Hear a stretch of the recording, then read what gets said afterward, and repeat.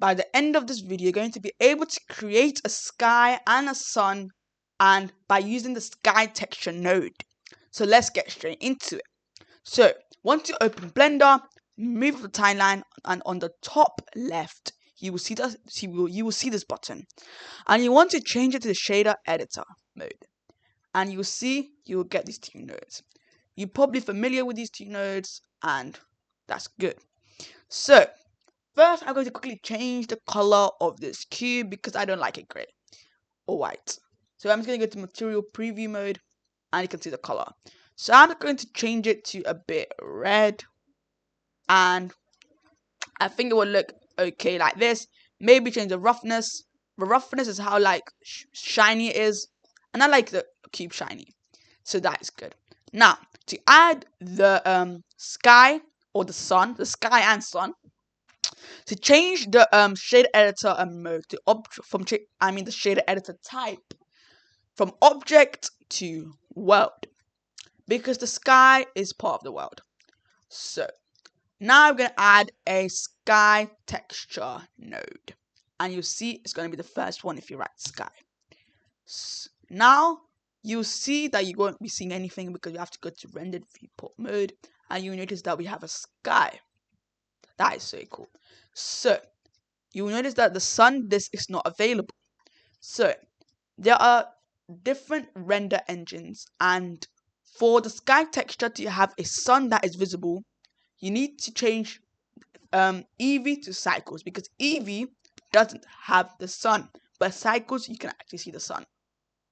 So to go to render properties and change the render engine to Cycles, and now you'll see we have the sun somewhere, but we can't really see it.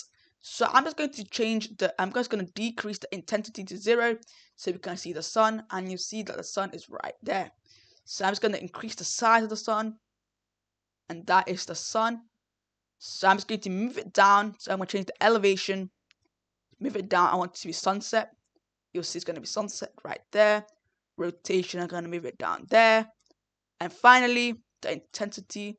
I feel like 0.4 is the best, and you can change it to your liking, but sometimes 0.4 is alright. So I'm going to do 0.25 intensity. I like it. So now we have done that.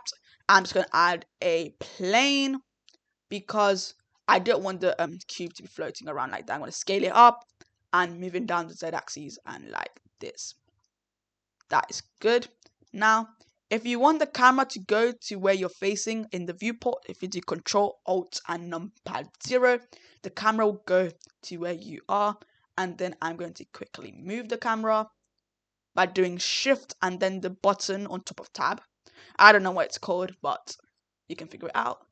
And then place the camera like this, and that has a nice view with the sun behind, and then this nice red cube.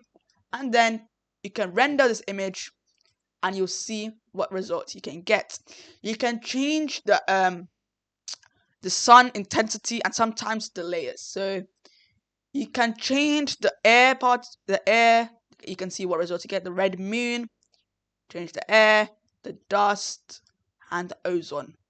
And you can get lots of different results, and you can mess around with the properties. And I hope you liked the video. Don't forget to subscribe to the channel, like the video, and I'll see you in another video.